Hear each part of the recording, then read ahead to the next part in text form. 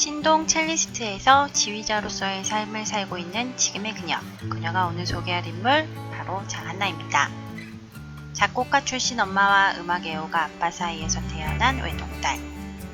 그녀는 어머니의 음악적 재능을 물려받아서일까? 그래서인지 어릴 적부터 음악적 재능이 남달랐습니다.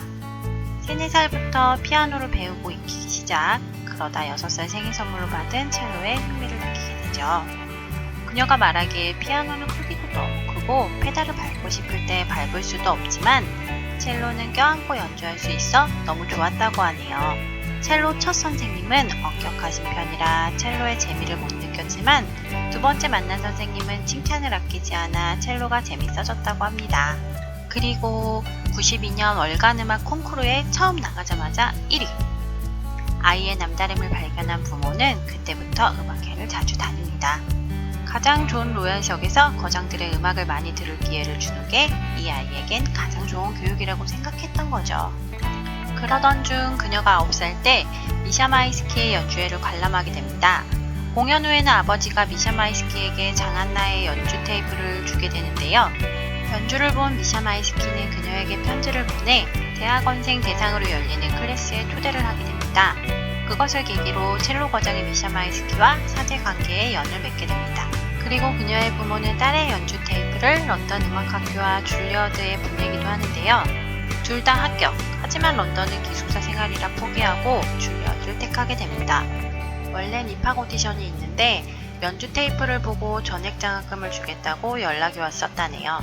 그렇게 그녀의 부모는 고국의 삶을 정리하고 딸을 위해 미국으로 건너가죠.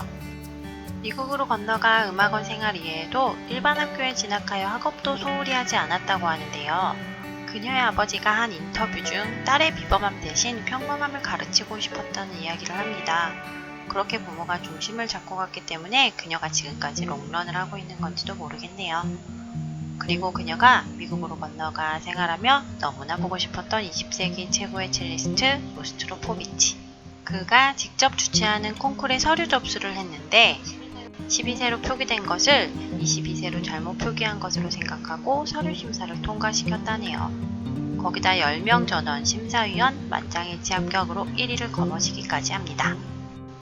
첼로가 혼자 걸어 나오는 줄 알았다 라고 말하며 어린 장한나의 연주를 듣고 거장 로스트로포비치도 장한나의 스승이 됩니다.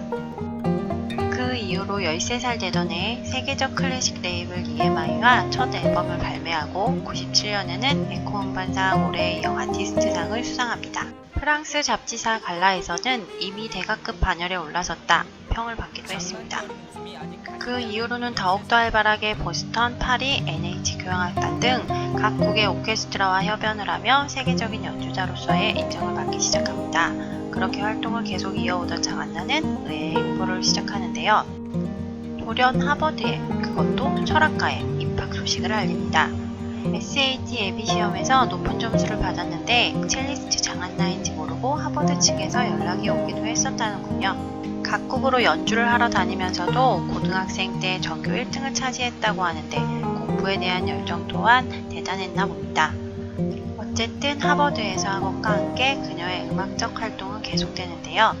이후로도 그래미 어워드 클래식 부문에서 두 번째로 노미네이트 되기도 하며 2004년 제10회 칸 클래식 음반상 협주곡 부문에서 수상을 하기도 합니다. 또한 2006년 영국 클래식 음악 전문지인 그라모폰지에서는 내일의 클래식 슈퍼스타 20인으로 선정되며 연주자로서의 정점을 찍습니다.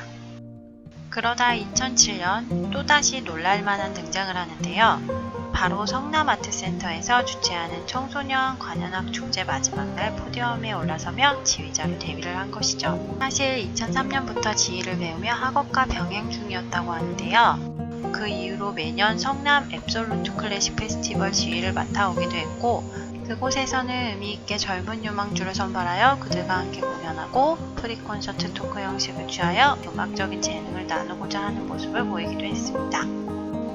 2013년에는 카타르 필하모닉 오케스트라의 음악감독 겸 상임 지휘자로 취임하고 이듬해에는 BBC 프롬스에 데뷔를 하기도 합니다.